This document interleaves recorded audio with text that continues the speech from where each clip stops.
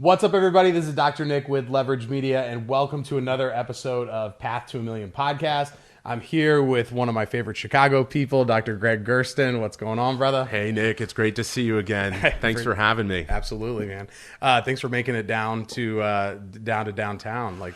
Gregg here lives in Northbrook, which is a suburb of Chicago, and I don't have a lot of friends in Chicago, so I'm always excited to see a friendly face. I usually just stay up in my tower and don't mingle with anyone. Well, with a view like this, I couldn't blame you for staying up in your tower. You know, having lived in the city for 10 years and practiced up in Northbrook, now having a 10-minute commute to my practice, coming down here, it was a struggle. It brought me back to the old days. I bet. Mm-hmm. So in Chicago, everybody kind of works, in the city. They all drive in from the suburbs, and I mean, some people spend 3 hours, 4 hours in their car every day or on the train.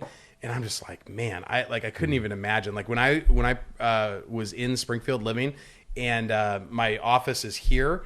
I moved into an apartment literally like a 30-second walk away. And now that I live down here, our office for Leverage Media is about 2 blocks up, 3 blocks over. And the reason I picked that spot was because the apartment we used to live in was right across the street from it. And then my girlfriend's building is literally like next door where her office is. So she was like, let's move over here. It's nicer. So now we're buying a condo back in the same building that we were renting in. So I'm going to be back to my 5-second commute. So I'm very excited about that. Congratulations. Yeah. I could never do the commute. Yeah. For me, I started a practice somewhere I thought that I would want to live for the long term and where I saw my long-term future being, and was willing to do whatever it took to wind up having a life. So for me, that was living in the city. It wound up giving me a 45-minute commute each way, but I really turned that commute into my library. So I would be listening to podcasts. Well, back then it was Audible. I would listen to CDs. I would call my coach at the time, which was my mom, and we'd talk on the way home, and I'd vent before I got home to my wife, so I can actually enjoy my time with my wife. And it wound up being great, and I loved it. Now she actually works around the corner from here, so she's got that commute that I had, and now she's really realizing how much I loved it, because she now gets to listen to her podcasts and listen to books on tape as well. Not bad. So you are a practicing chiropractor,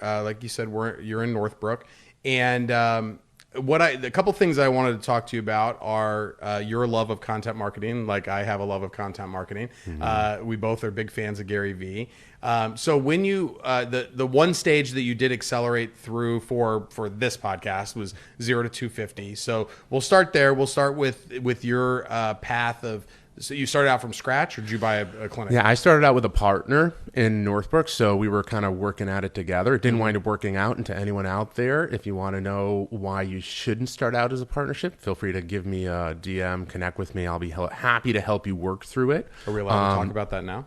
No, let's not talk about it now. But DM that. Yeah, connect, and we'll talk about that another time. Or maybe, But what I realized was that I've been in practice for 17 years, so this was like 16 years ago, well before content marketing had ever become anything. And what it really took for me to really burst and to get going and to move fast was just being willing to do whatever it takes, kind of like I mentioned with the commute. So for me, the first thing that I did actually in my neighborhood was I walked over to the Chamber of Commerce. It was around the corner, and I joined. And I didn't know what the heck it was. I didn't really know what business was, but I was always suggested to wind up doing it. And I've been a member for the last 16 years. I just got off the board. And the relationships that I made there with other business owners and people who were in the community have been invaluable. The opportunities to connect, the openness that this chamber wound up having to working with new people, new businesses in the area really was powerful. And then just getting involved with absolutely every and any community event that was possible.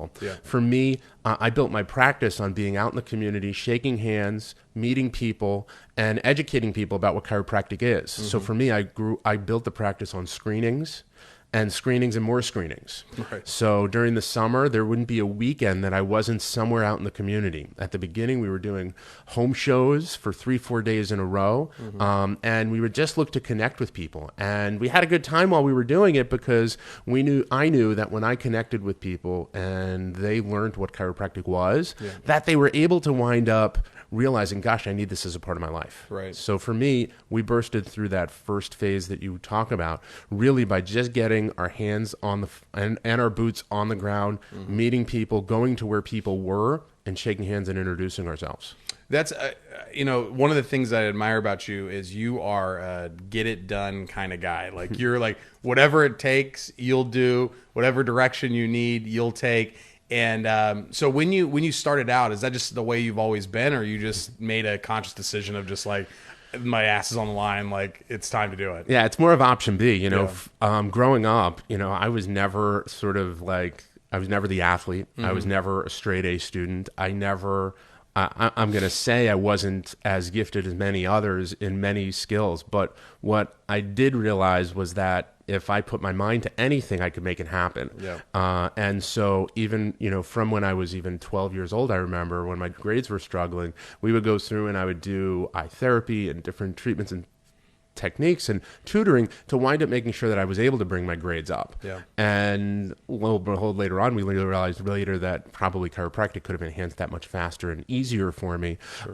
But we just didn't know. So for me, I've always been willing to do it. And then I've always wound up having someone in my corner sort of talking me up and coaching me up and realizing that I can do it. Yeah. Whether it's been, as I mentioned, my first coach, my mom, or whether it's been some that I've hired to work within the profession that we've met through a few different times, that helped to keep me realizing that there's more that I can do, there's better that I can do, there's more efficient that I can do, and how to wind up doing it when I don't even see it possible. Yeah.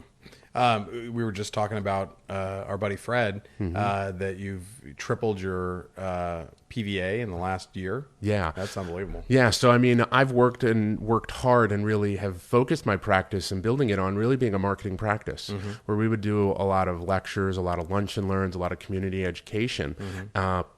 We also have done a lot of Facebook marketing and advertising, as well as we've put a lot of energy, effort into growing a YouTube channel. Yeah. And a lot of that I just love to do. For me, it's fun to communicate the message that we have because it's so unique and different. And when people hear it, they're so intrigued by it that they always want to ask questions. Yeah. However, when I was looking at practices that I wanted to model, and that's really where I usually find my motivation to try and do something different. Yeah. I was realizing that their practices, people stayed for a lot longer than mine did. And I realized that there had to be a better way. In our practice, we focus on CBP, postural correction of the spine. And when I look at the care plans that I was recommending, and I was looking at things like my PVA, they didn't quite match up. So there was a disconnect. So I really realized that there's got to be a different way. And Dr. Fred has helped me with introducing some different systems within our practice, procedures within our practice. And truthfully, he's helped me to really connect with the message of what chiropractic is, to make it simple and easy to communicate people, so that in that initial consultation and initial visit with them, patients are having that light bulb effect, where they wind up experiencing and seeing, wow, I wish I would have known that a long time ago. Yeah. And connecting the dots of how chiropractic works so much simpler. And they get the message so that when recommendations are made, they're able to accept them, they're able to appreciate them, they're willing to invest in their health because they see and they know what the long-term goals are as well as the short-term goals are, and they want to be a part of that. Right. Well, it's one thing to get somebody to commit to a care plan. It's another thing to get them to finish the care plan. So totally is. So if they get the big idea, it's a whole lot easier for them to stay on once the pain is gone. So, and that's Fred DiDomenico with Elite Coaching, in case you guys don't know. Yeah. So let's go back to the 0 to 250. So you joined the Chamber of Commerce, and was that leading to screenings, or was that more just about being a part of the community and mixing and mingling with the right people? The Chamber of Commerce, at least in my community, sort of has a listing of activities that go on throughout the community, throughout the year. They also have several events that are regular and consistently attending, and some of them are really big. So once a month, they have 120 people that attend a breakfast.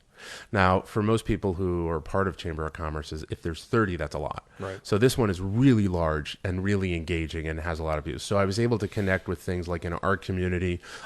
There was an art festival that happened every year. There was a sidewalk sale that happens every year. There is a thing called Northbrook Days, a carnival where over 150,000 people come to the park in town every year over 5 days for concerts, rides, and everything like that. So we would wind up getting getting involved with those and just be a part of it. We got connected to, and people at the school started recognizing us. So when we reached out to them to do things like Teacher Appreciation Month programs, they would welcome us in to support their teachers because they knew that we were just a part of the community and a good person. Yeah. And I think that's, whether it's with spinal screenings or whether it's with content marketing, the more impressions that people get of you, of just your face, whether they consume your content or come and get screened, just seeing the logo, especially if you're a single doctor in the practice, seeing your face, it makes a difference when you reach out for something else. Totally. And at these events, businesses would reach out to us. Do you do this? Do you do that? Do you do this? Yeah. And typically at any event, we'd come back and we'd have one or two other businesses in the community that wanted us to come out and be a part of their health fair or to come out and do some of the other things that we wind up doing. That's great. What's the, for somebody who's in the chamber, how did you have like a strategy of how you turn those into events, or just kind of happened naturally? I mean, 17 years ago, I didn't have a strategy for anything. Right. I mean, joining the chamber was like my strategy. Yeah, right. And then trying to figure it out, I tapped into doctors who had been there before. Yeah. I tapped into the other chamber members to understand, how do you network within a chamber, because I didn't know. They give out lists of people who are at the meeting or event, but you don't go home and you email them. That's a bad form, bad thing to do. Yeah. You look to find one or two who you connect with, and you meet and have coffee with them. Right. And you get to know them better. And what's really cool now is, 17 years later, I've got like probably about 15 to 20 regular patients that are consistently under care from the chamber that have just wound up developing over the years. Yeah. Well, that's great. Any tips on what are the best strategies for making sure that a spinal screening isn't just a big waste of time? It's you and how you come. That's for entirely sure. it. So if you come with the mindset and the purpose that you're there to help people and teach people, it's amazing how people want to be a part of you. Yep. If you go in, and this is just my opinion, in that I want to sign up 10, 5, 6, I usually find that I have less success than when I go in and I want to touch and I want to screen, I want to educate hundreds of people. Yeah. If you've never done it before, too, something very good to do might be to bring someone in who has had success with it. And having them join you for just a weekend or an event can wind up giving you so many skills and jumpstart your process really massively and successfully. Yeah. And that's what we did for some of our early on screenings. We would have a team that was out of St. Louis that would come up for just the weekend and help give extra energy, not just to myself, but also to my team. Yeah. It was sort of like going to a seminar for the weekend and coming up pumped up, but it wasn't just me, it was the whole team. And then we've had and brought in people like Dave Majors or Jim Chester to help out with just the legwork and the energy. Because if you're in practice for 30, 40 hours a week and your team is too, it can be hard to muster up the energy to spend another 10 hours, 2 days a weekend to be at an event. Yeah. But when you're at the event, you connect with somewhere 20, 40 people who want your help.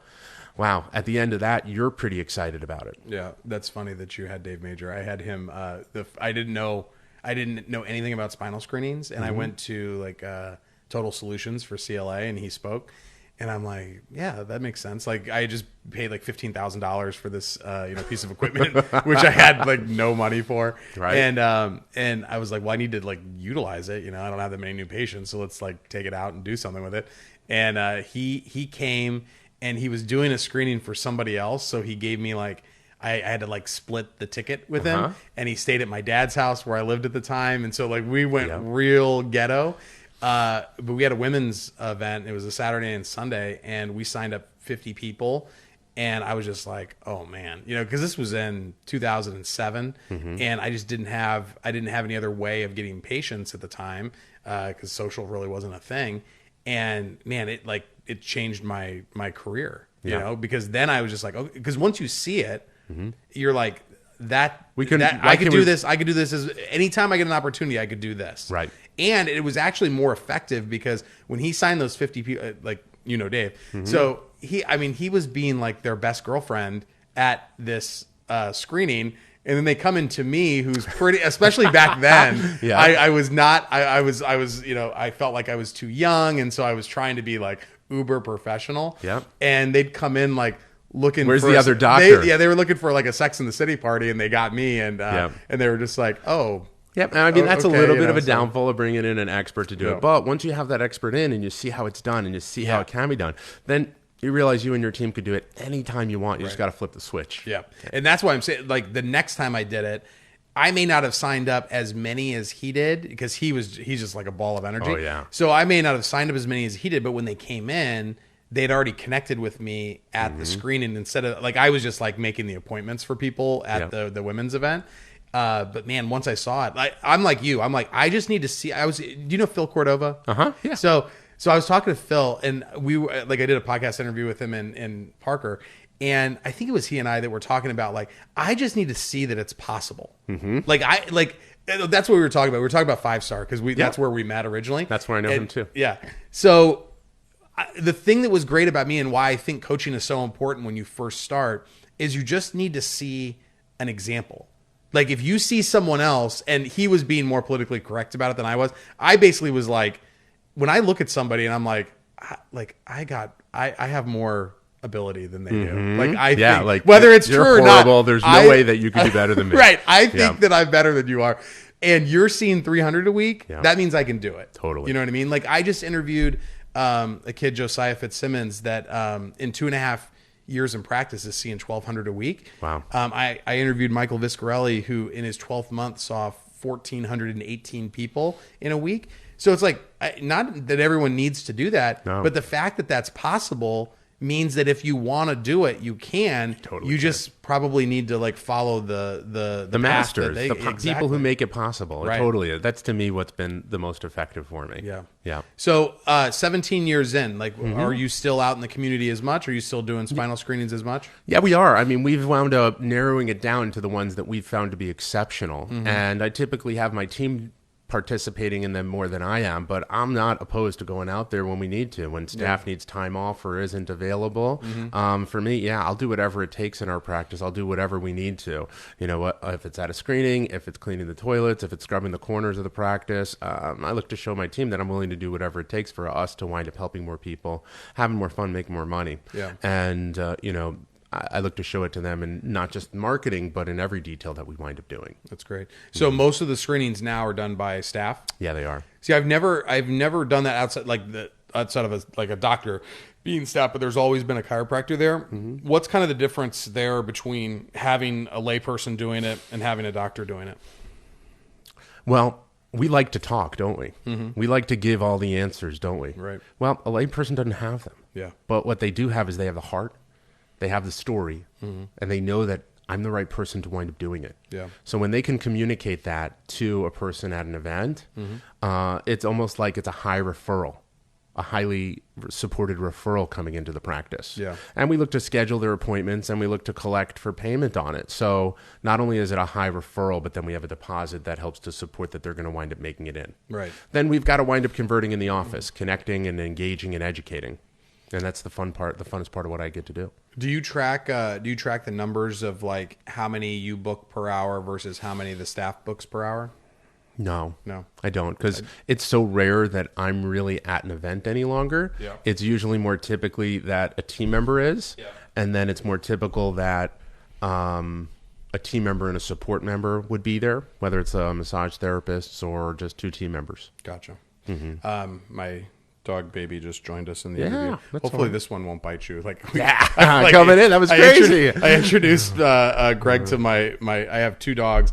One is a boy and one is a girl. The girl is just like the most scared, like docile creature ever. The boy is like he likes people, he likes other dogs, and he like starts out fine sometimes, and then something happens and he snaps at people, and I try to like keep him on a short leash. He seemed okay with you, and luckily you had your puffy coat on. He did, and so I was a little above him. He's they're tiny Dachshunds, is that right? Yeah. Yeah, and I was, reaching down to him versus getting down to him on his level. So. But then if you get down to him on his level, then he gets like more freaked out. So Okay. I have yet to find the rhyme or reason. Yeah. That's why he's not allowed to be like around children. but adults, he's usually, especially with men, he's usually okay. So I apologize for that. That's all right. This one's safe. Yeah, I had my puffy coat on, so I was protected. There you go. That's good. You got to bring Kevlar over here Next time. So the I do love that. Like I've always wanted to toy with that in the office of having a layperson go out and do it, just because their availability is pretty much any time, you know. And I've yet to have anybody that can. So if anyone is listening to this that has done it with a layperson and has done it themselves and has stats on how many they book per hour versus how many the doctor books per hour, I would love to see that number, because I have a feeling like the good lay people could probably do better than the doctors. They can, and that's what I'm interested in. Last summer for one of our events, we kind of I looked at have someone help us at an event that we had going on. And I went to, I'm going to call it the new Dave Majors, Jim Chester. Yeah. Okay. He's gone out. I guess I mean like a staff person in the office, not like a trained professional, but go ahead. He went out with one of my team members, my marketing person. Yeah. And when she came back, she was so empowered that over the next 4 months, we had some great results from her at the events. Nice. Just from listening and modeling. Yeah. And I think that's also important, because like he's not a doctor, so he can like, you know, it's a lot of times like the CA coaches or the lay people at screenings can talk to other lay people about like, you don't have to be a doctor. This is how if they see that he can do it, then it's possible. And usually it's just don't you deserve to find out the information? Yeah. Versus you need this. And for most people, I kind of do deserve that. Yeah. And then they're willing to take a next step. Yeah. Yeah. So the other thing I wanted to talk to you about was content marketing. So like you have recently launched a podcast, which I'm very proud of you about, because I think that the podcast is such a great way to, especially like long form, be able to like really go deep with somebody on certain things. But kind of talk about like how you think about content marketing, and because when we started working together, before we started working together, you had already been like kind of deep into it as well. So so for me, I mean, content marketing, I'm going to really call it more video marketing, because that's kind of how I find that I communicate the best. For me, writing is not my expertise. I typically get help with that. But for me, video was a great way for me to wind up communicating. And the first things that I had to do was just get some ideas on what to say. And for me, it was just about if other people are doing it, and I saw other people doing it out on YouTube and whatnot, and they were doing it horribly, right? I could do it pretty bad. Yeah. Right? Yeah. And if you go back to the beginnings of our YouTube channel, you'll see it, right? Like the video, the iPad was tilted the wrong way. It was dark. But you know what? I just committed myself to doing it. Yeah. And what I did actually was I was invited to be on a local public broadcasting TV show. And they asked for me to come up with questions. So literally I emailed my patient base, hey, I'm going to be on a TV show. And they asked me to bring questions. What questions do you have about chiropractic and us? And literally, I got 150 questions. Wow. Yeah. So I sent them the ones that I thought were the best, but then I kept that list. And then I committed to myself to do 2 videos a week on those questions. Got it. Okay. And then I just would put them up onto YouTube, and that was that. This was even before Facebook really became easy to wind up managing. And we just did 2 videos a week. By the end of the year, there were 200 videos on our channel. Nice. Nobody knew where our channel was, but we still had 200 videos that we did, and we were able to share them with our patients. Yeah.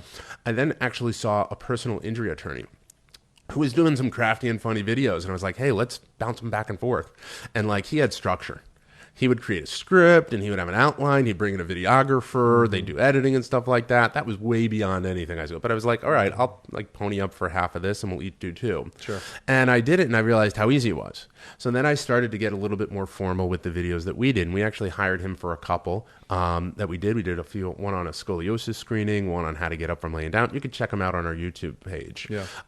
But I really just enjoyed it. And then I realized, gosh, we need to get these videos out to more people. So then I had someone write, like literally, I followed models, right? Like, you know, I don't know if any of you know Matt Loop, but you probably do. I think 90% of the profession gets his emails. Yeah. And I'd get his email. I'm just like, there's nothing in this email. Because there isn't. All it is some words and a link. And so I had someone write me a bunch of words about the video and a link and put the video link in it. Yeah. So then I just started sending that out once a week. Yeah. And then I started to get a little bit, a little bit more sophisticated. I hired some people to take care of posting things to YouTube because I just didn't like it. Yeah. The part of the posting was annoying to me. So I would just upload it to a Google Drive, and they would then access it, and they would transcribe it, and they'd write a brief caption for it, and they do all the things they're supposed to do to post a YouTube video. Yeah. That I wasn't doing because I didn't know how, and I didn't really have the interest to. And then, I think I did that for a while, and we grew our YouTube page, and then we connected.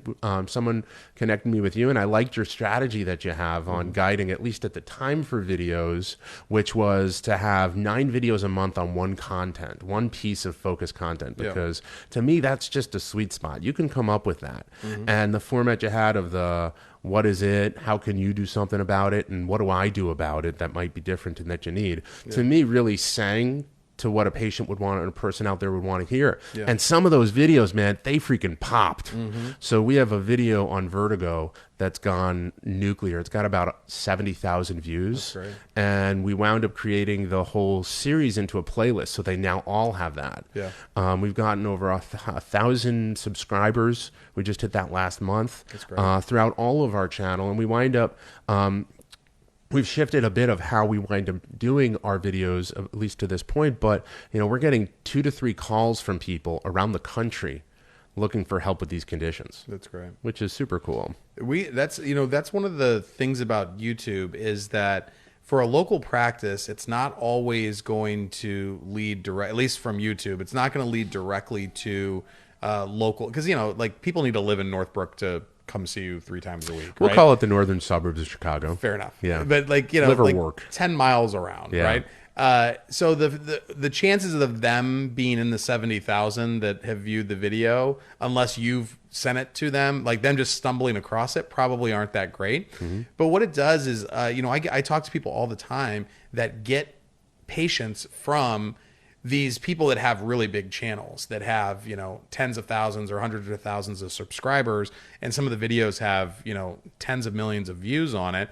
That, and not all of them are great, but some of them like really represent chiropractic really well. Especially I use this guy in LA, Dr. Rahim, that's a Gonstead doctor that I talk to Gonstead doctors that get patients from him. I was talking to somebody the other day that's in Denver that got a few patients. He's like, we get a call or 2 a month because they look up Gonstead because they've watched the video, and then they tell him, we saw Dr. Rahim on YouTube doing it, because he does such a good job of like walking people through like day ones and how they scope them and how the adjustment and afterwards, and just got some really good stories. And that's what and that's kind of leads us to the podcast, that you're trying to capture people's chiropractic stories so that more people can find out about what it is that we do. Yeah, it was probably about a year ago or so. I came home and I was really frustrated. I had a patient who come in with migraines, and she had a 10-year history of migraines. Yeah. And I asked her, have you ever tried chiropractic?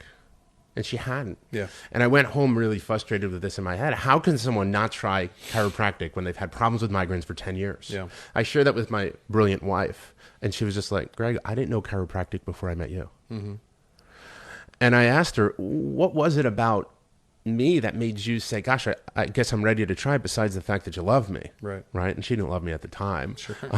But it was the story that I had that prompted her to wind up being willing to go see a chiropractor. Yeah.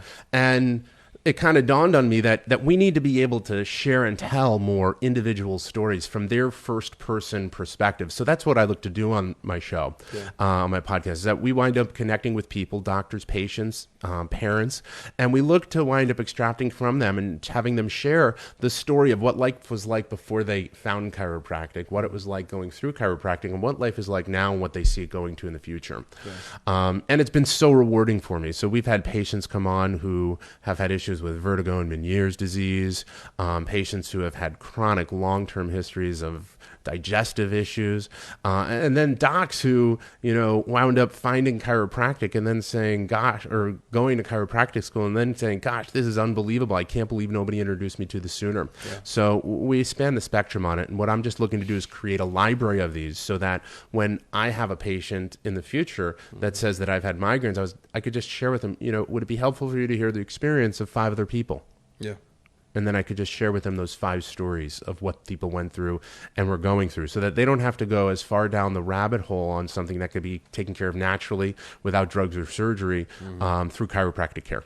And I love that, where you can start to create the library where it's done by condition, because how I feel about it. If you have migraines, you don't care about low back pain. if you have low back pain, you don't care about migraines. So it's like you need to be able to share with them the stories, not just of like, look how great chiropractic is and how we can help with digestive issues. It's like give them the thing that they care about so they can watch people that, and it's on video, which is great, to where they can watch people that are like them, that were suffering with the same things. Because you never know, like that one thing that somebody thinks they're the only one that deals with that like part of migraines or whatever. And then they hear somebody else say it and they're just like, oh man, I'm not alone. Yep. And I think that's super powerful.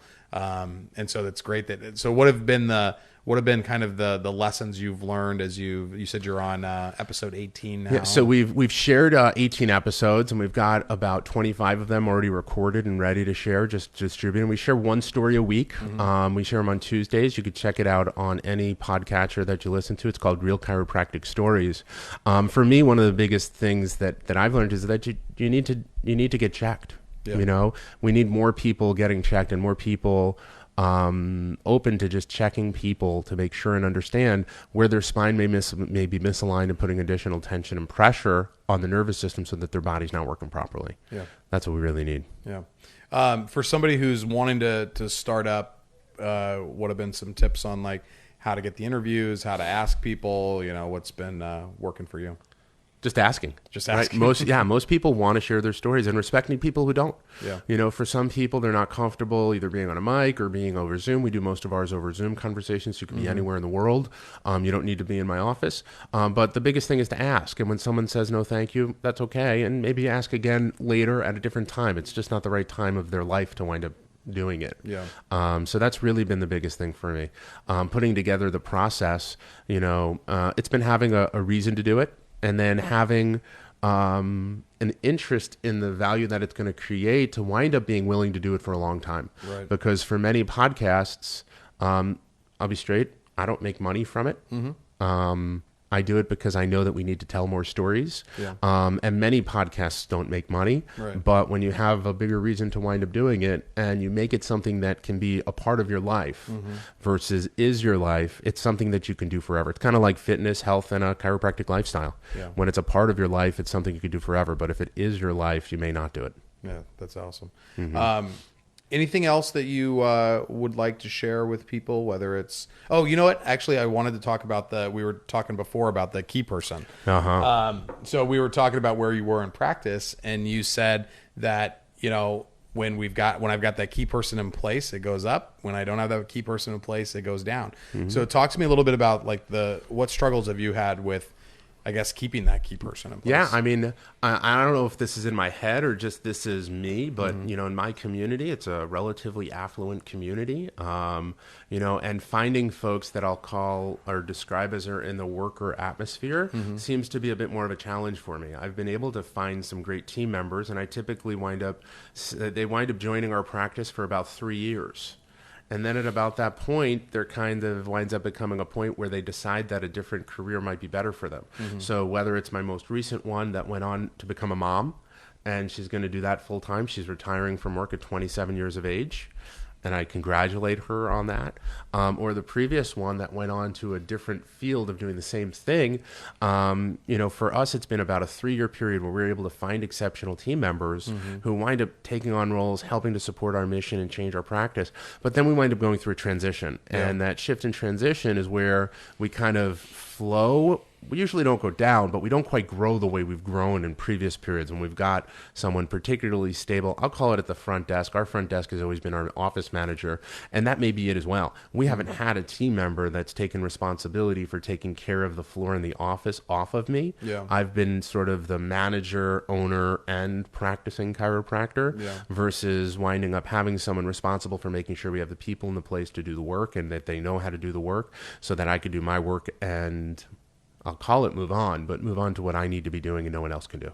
Yeah, the more that you can focus on the things that only you can do, I think the with everybody, like whether that's you or somebody else, like my office manager, she deals with things with the staff members that I just am not that well equipped for. Like they they see her as like like almost like a second mom because she's so empathetic, and they come to me, and I'm just like busy, like, and so I don't always have the time to spend. And now I'm not even in the office. So well, maybe I'll ask you this, Nick. Yeah. How or when did you make the jump in saying that I'm willing to commit to an additional team member, an additional expense, an additional hourly for someone to handle that or take that off of your plate so that you don't have to manage her? I am I am always overstaffed, in all businesses that I am a part of, just because I don't know if this happened like early on in my career, but it used to just be like me and like a front desk person. And I'm like, man, this is just like, I'm just not that good at the multiple task stuff. And if I don't like doing it, then it just gets put off. It frustrates other people. And so I have to have somebody in place that can be in charge of all of like the detail admin work, and also like just maintaining, sanity with the other employees. So for me, I think I had the first person that I put into like the office manager position was a front desk person that kind of evolved into it. And then we just brought on like a second front desk person. So to me, my thought process was it only cost me another front desk person, plus like a raise for the office manager. So it wasn't like I had to go out and hire this $90,000 a year employee, but I'm always like, I just think that the more stuff that is off my plate, the better I can focus on growing the practice. And then the more I can do that, the more it will pay for that person's salary or, that investment. So, and if it doesn't, then I just make less money that year, and I'm okay with that too. Cause it like gives me freedom, which is the only thing that I really and you've care enjoyed about. sleeping on a mattress on the floor, for 15 years. Dude, I'm telling you, like you couldn't even imagine how. So Stephanie, my girlfriend, the first time she lives in Chicago, she's like fancy, her friends are fancy, and they like, I'm sure they like dated fancy guys, and all of that. Like they were all like bond traders and whatnot. And then we met online, and the first time she came to Springfield, and she sees this mattress on the floor. And I mean, it wasn't like a nice mattress. It wasn't like some like, beautiful thing. It was literally just like some old shitty mattress on the floor. It was a step up from an air mattress. Maybe sheets on it. There were sheets on it. But I mean, the sheets were like from 20 years ago. Like I just got them because my dad had an extra set of sheets at the house. But like I drove the same truck for I think I got my Jeep like 15 years after I got my truck. I mean, I just was so low. I mean, my only overhead expense personally was like my phone, my rent, and my car was paid. I mean, my insurance like that. I mean, it was like nothing low, right? And this was when I was collecting like $750,000 a year in the practice. But I just like always wanted to be able to, and I had money to do whatever I wanted to do, but I always wanted to be able to pour back into the practice if I needed to. Like I needed to be able to invest in a person, invest in equipment, invest in training. And sometimes it probably would have been best if I would have like taken some of that money and like put it over here and been like, let's just like not touch it. Because I find a way, I find a way to spend whatever is in the bank account. So it's good that I now have Stephanie to make sure that I'm being reasonable about my investments, because I think I'm such an optimist that I think that it all sounds like a good idea. Yep. It all seems like it'll work, but then it becomes like, okay, is somebody going to actually implement this, or is it just going to like, I'm going to pay for it and then just going to like sit on the shelf. Right.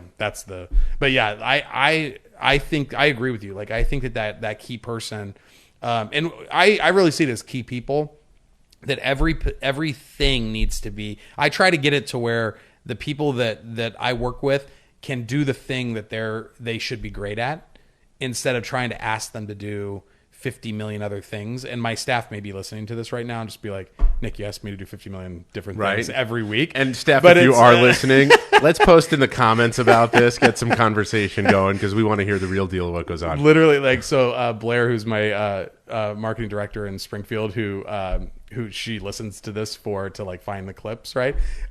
She's probably laughing. Like, I don't know if she's laughing. She's probably maybe upset right now, being like, how dare he say that he doesn't ask? Because her specifically, I ask her to do so many different things, because we have a bunch of different projects beyond just Springfield Wellness Center and Leverage Media. We've got other projects that I'm partners with people on.